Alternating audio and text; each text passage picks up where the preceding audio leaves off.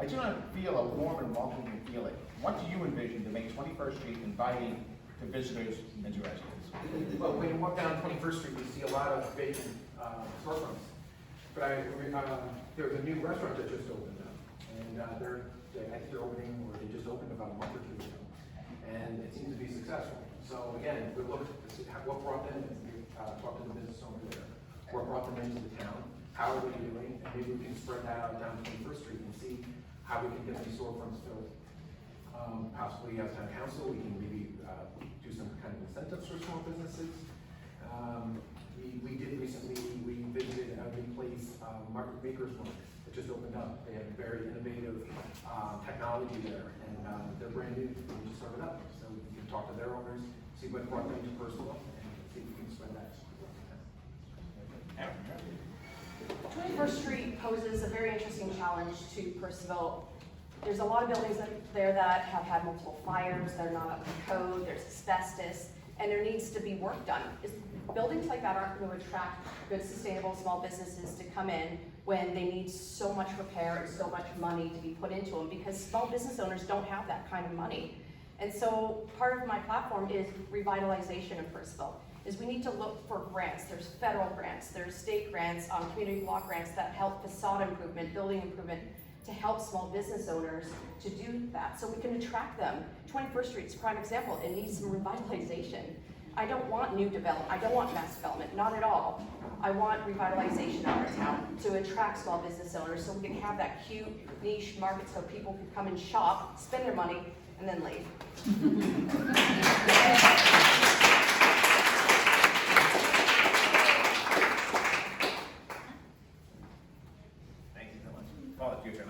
Yeah, it would be easy just to say ditto, right?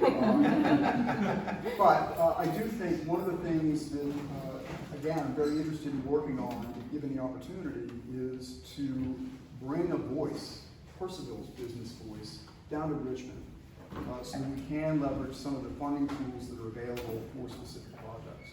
I know for a fact, last year in the session, if I'm not mistaken, there was a proposal put forth by Loudon Tourism to actually promote tourism improvement districts. And that may be a tool that would be very applicable to 21st Street. My opponent voted against it. So the bottom line is we need to find avenues where we can collaborate and leverage whatever state resources might be available to help take the financial burden off the town. And that's something I'd be interested in working on. Well, thank you so much. All right, so next up, I believe we are starting with when you've talked to businesses, what have been their concerns and how do you plan to address these if you are elected? And they ask also if you could name your 3 top concerns that you're hearing from your constituents in the business community. Want to go first? No, I believe you finished. It's me. I'm not sorry. I need something to put straight.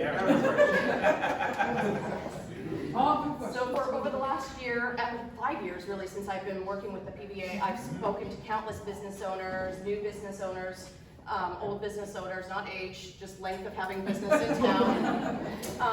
And there's always going to be issues, but a lot stem from just confusion with also working with the town. There's a lot of burdensome rules that they have to apply to, and there's processes that could be streamlined. There's aging buildings in town, and they want to improve them. And I just think the town and the businesses could work better together. And I really want to improve that relationship with economic development of the town and also the small business owners.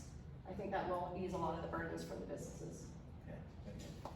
Mr. Syke. Yeah, so a couple of things that I hear a lot about in my conversations with people. One, of course, we're coming hopefully to the end of this pandemic. We're not quite there yet, but hopefully we'll be soon. A lot of organizations are concerned about just having clear policies and procedures that help to guide how we handle endemic or pandemic type of situations moving forward. So that's one. The other we've already touched upon, and that is just the problem with the workforce right now. I had a client the other day say, where have all the candidates gone? And they're not out there for a number of reasons. But one that we touched on earlier is we're also seeing, we're at a point right now where baby boomers are retiring at a clip of 70,000 people a week. And that's going to continue through the year 2028. So that's only going to further exacerbate the problem. But I have a program I'd love to share with all of you on how you can optimally present your employment brand and other things that you can do that will actually help you to not only attract really good people, but sustain them.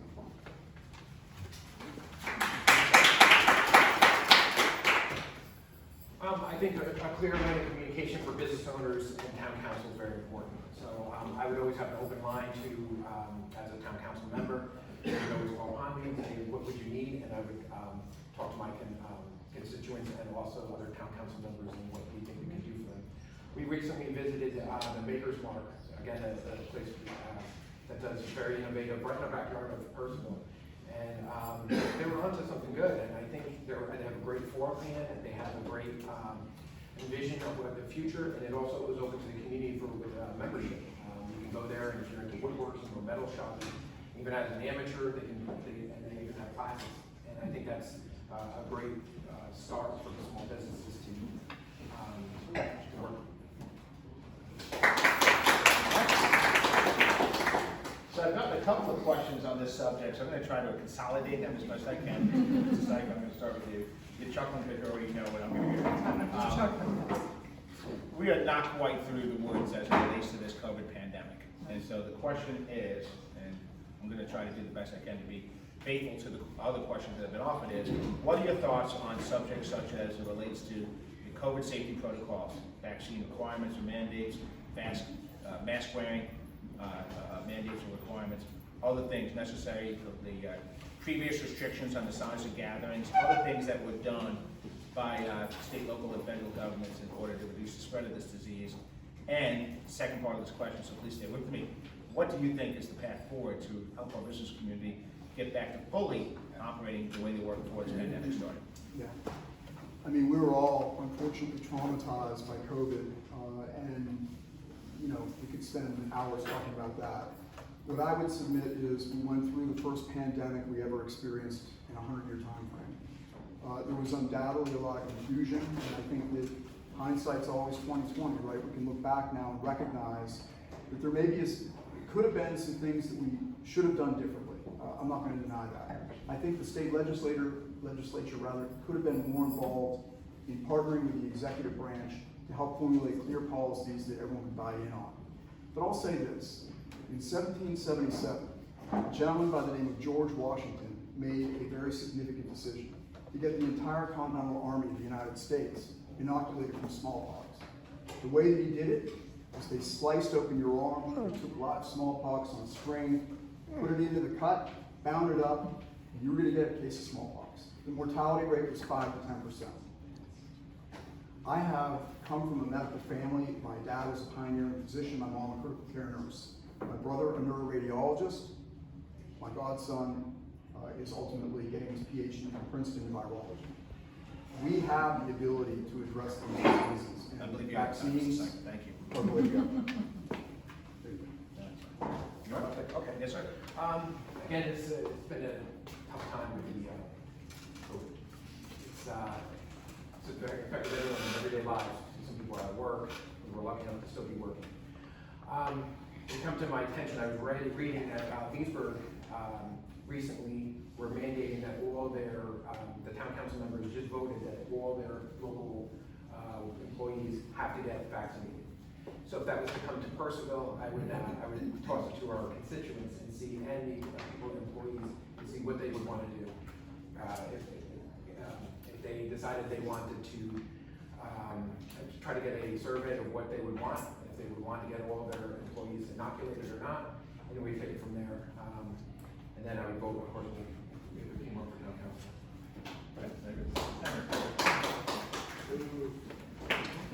This is a very tough question to, because it's a very personal thing for everyone. This is a terrible time. Millions dead. COVID affected everybody. Everybody knows somebody who was affected by COVID, if they had it, or if they got super sick, hospitalization. Masks were mandated for a reason. Vaccines were developed to save people, and it's a personal choice if you get it or not. Yes, I got a vaccine. My husband got the vaccine, so did everyone in my family. But there's a lot of reasons why certain people wouldn't get it, medical reasons, health reasons. But I think Loudon is very lucky that we're over 80% fully vaccinated. That is a fantastic amount of people who've gotten vaccinated. That is great. But I have a personal issue with mandating something for your body because that's my personal belief. I chose the vaccine. I hope other people choose the vaccine, but if they don't, they have their personal reasons. But that's why I think if you don't get vaccinated, maybe you should wear a mask. But it's public safety, I get. However, it's also a very personal thing as well. Thank you very much. All right, so we're done with the easy questions. I've got a tough one for you. In your opinion, who do you believe should be the starting quarterback of the Washington football team? Oh, Tony, give me a break. Here's another question. Okay, that's a little. Actually, I like this question. It intrigues me. I suppose it intrigues the person who wrote it. I hope it intrigues the rest of you. In your opinion, do you believe there's a difference between being pro-business and pro-growth? And what is that difference? That's a good question. And so I believe you started with Paul last time, so Sean, it's all yours. Yeah, do you believe that pro-business and pro-growth mean the exact same thing? And if not, what is the difference? Good question. I thought so. Not my question. None of these are my questions.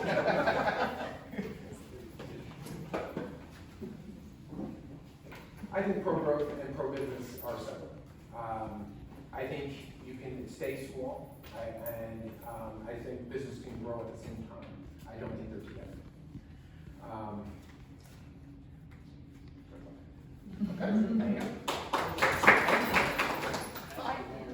Pro-growth, pro-business, totally separate. I am pro-business, I am not pro-growth. There's a lot of misinformation out there that I am pro-growth and that I'm for expanding Percival. That's absolutely not true. The only development I want to see right now in Percival is economic development. Because like I've said before, there's still over 17 open storefronts in Percival. We need revitalization. We can work within our walls and do infill of our town with businesses to create more economic growth. That's the only growth I want to see in Percival right now. So I regard the two to be separate as well. I've lived in Loudon long enough to witness the zoning battles that took place in the early 2000s, and I'd like to think that moving forward we can get to a place where we have more meaningful dialogue about how to grow in a way that doesn't overburden our schools or other infrastructure. I'm absolutely pro-business. It's funny, I'm running as a Democrat, but as a business owner my whole career, I can promise you, I am not a radical, liberal socialist. I'm just not. Aw. But, We've established that. so I do believe, though, that we want, ideally, continuity. I mean, that's what every business owner wants, is a landscape that assures them, I've got a level playing field, and if I do things right, I can grow my business. And that's what I think we ought to try and pursue, and that's the kind of effort that I would want to, again, take down to Richmond, given the opportunity.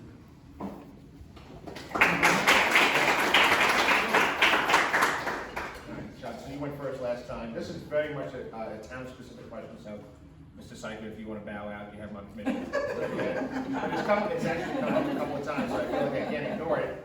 And this is pretty bluntly, why is the town's water sewer fees so high? It has become simply unaffordable. I didn't like the question, okay? This way. So water sewer. Well, there's many reasons why it's high. A few years ago, we had to build a new water and sewer plant. It cost a lot of money, put us into a lot of debt. We have so much revenue coming in, we need to pay off this debt. For many years, the water rates weren't increasing with where in my opinion, where they should have. We kept them low. We had 17 different tiers of water rates, 17. We've made the right decisions. In the last year, we've reduced the tiers down to 4, but we've had to increase the prices of water because we are an expensive area and we have an expensive water treatment plant to pay for, but that's the price we are paying to have clean water. I mean, Hillsborough was on a boil notice for 15 years. We had to build this plant to come in compliance with the Chesapeake Bay Act. So it was necessary to build this plant, and yes, it put us into debt. Yes, it increased our how much our water is, but it was necessary. I have a septic field I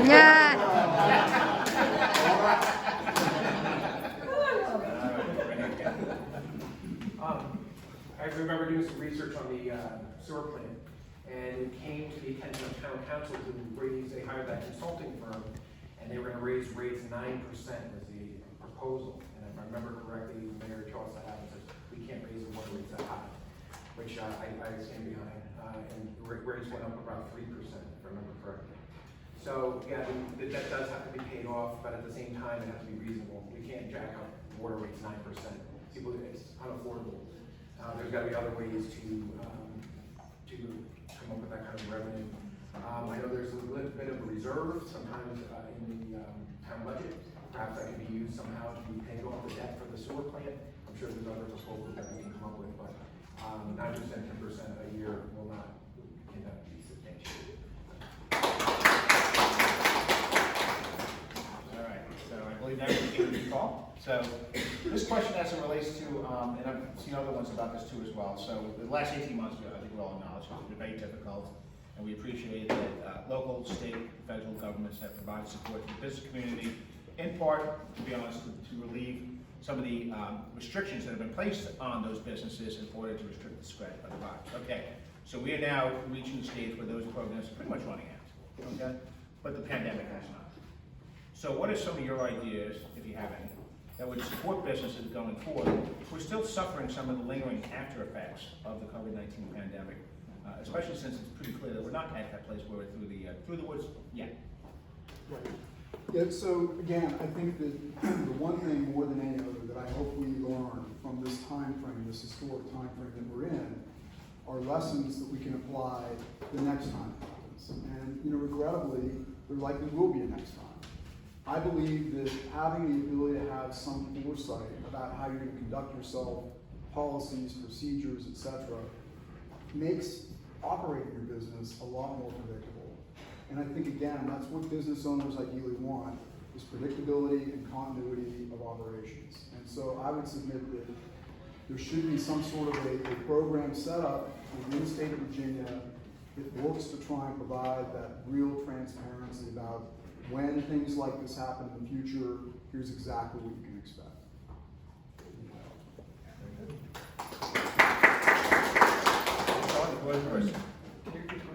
Yeah, so as it relates to the fact that the local, state, and federal governments have provided programs to support businesses, large and small, to make it through the pandemic, and in large part in recognition that those governments impose restrictions on those businesses as a response to the pandemic. So we're past those grants and those other types of programs, useful life. What else can we do to support local businesses here in Purcellville? We're still struggling because of the after effects of the pandemic. Well, I think we can look at the successful businesses and see if we can learn how they're doing well and how we support the ones that aren't doing as well. Perhaps we can meet with business owners that are successful and see what their game plan is, how they're doing well. And then work for the smaller businesses that are struggling. If they came forward, town council members can put them into contact with the others and see if they can come up with some kind of innovation or some kind of idea to make them succeed. Yes, grants will all be, money has run out, and hopefully now with the workforce will be returning back to work since the unemployment are running out. So hopefully staffing won't be an issue, but other stuff can hopefully help us more business. Erin, your thoughts? You know what I loved about Percival during COVID, a positive that came out of it? We all came together to support local, because I'm a big fan, and a lot of people at PBA, we say it at every meeting, shop local, support local. And I think that is the best way to support a lot of these businesses in our town. During COVID, these grants came out, and myself, Judy here, Mary Gale, the town manager, and Councilman Gruey, we went to every business in town. We walked the streets and knocked on their door and said, listen, are you struggling? Are you okay? There's grants, there's PPP loans. Are you struggling with the banks? We know bankers that can help you. And trying to get them the CARES Act grant money that the town of Purcellville was giving them away. So we walked the streets trying to support the businesses.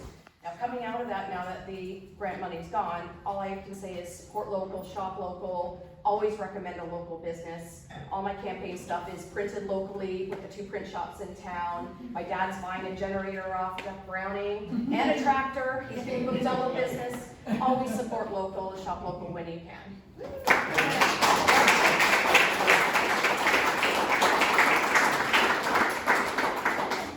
just to be clear, tonight was not intended to be an unsolicited commercial. He's not refusing it. So he's sponsoring all the food. So I'm just gonna say, wait for the PDA that's responsible for marketing and sponsorship. The next question is kind of a philosophical one, I suppose, and so I'll throw it out there. It has to do with innovation. How important do you think that local and state governments should look towards innovative solutions towards the problems that face our citizens? Or do you believe they should just focus on the fundamentals that are already in place to basically solve the solutions in ways in which they're already being approached? So do you want new ideas, or do you think we just need to do the old ideas better? Might be the best way of putting it. So you're me first. I believe so, yeah. No, I'm sorry. Was it me? You finished. Did you not? Oh, it's me? Just make sure. Somebody paying attention. I might have seen it. We'll figure it out sooner or later. No, I believe that we definitely want to try and pursue innovation at every possible opportunity. I mean, I don't think government needs to be involved in actually executing on that, but to the extent that government can help facilitate and produce ideas that go into the private sector and that result in a higher quality of life for all of us, why wouldn't we want to do that? And actually walking in and talking to the mayor, he was sharing that he went to a hydrogen fuel. Is that what it was? Yeah, Yeah. green hydrogen. Yeah, so basically an opportunity to collect hydrogen gas out of it's A biomass, waste. yeah, waste in a dump basically, and use that fuel to fuel other things. I mean, that's really innovative, and I think technology is only going to drive us towards more and more innovation. So I think it's great. I'm in for innovation as well. Again, we visited Baker's Farm, and they have the top facilities right here in their backyard. And they also were doing the, I forgot the name of the company, but they were doing the hovercraft right in the backyard. I think smart innovations, smart growth. So yeah, I just support the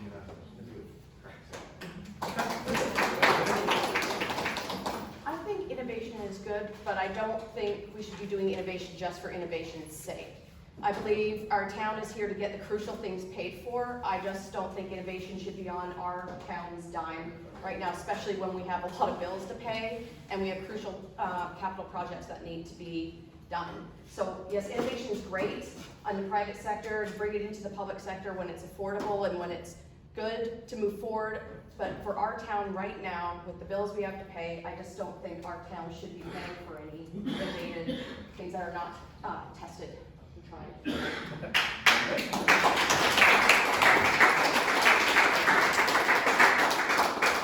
I'm going to combine two questions that are very town council specific. So again, I apologize, but the first question is, and so it's a two-part question. I know you only get 60 seconds, so do the best you can. Do you support the annexation at the 287 Main Street Circle for business development? Why not? And do you support the Vineyard Square project as currently planned? Again, why or why not? And Sean, I think you're up. Okay. Have at it. I do not support either one. Vineyard Square is supposed to be a 6-story monstrosity right down on 21st Street. I do not support it. I don't know why it's still on the ballot, it's still being talked about. It was about 6-7 years ago, it was approved by town council.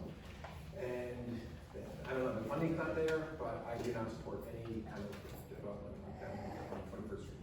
So I would be totally against that. Okay, very good. And about the other project, for 287? The annexation, I'm not for a smart annexation, but I would be for annexation of that as well.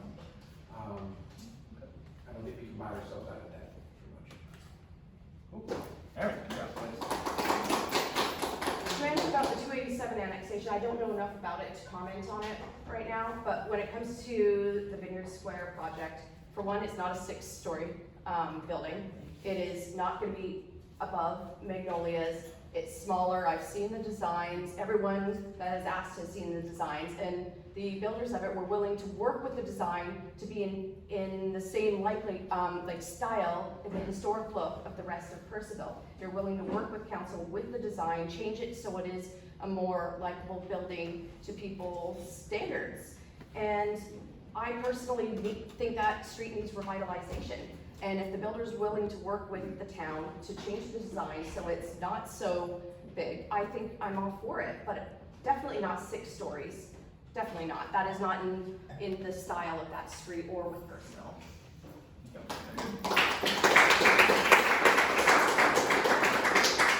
Mr. Seidman, any, I have opportunity no to weigh in opinion on the this plan? Run away. All right, we're starting to wind down. I just want to check with Brandon about, what time did you want to conclude, 7:30? Ask Brandon. Yeah, we got about probably another 5 minutes. For questions or for questions and closing statements? For questions and then closing statements, yeah. Okay.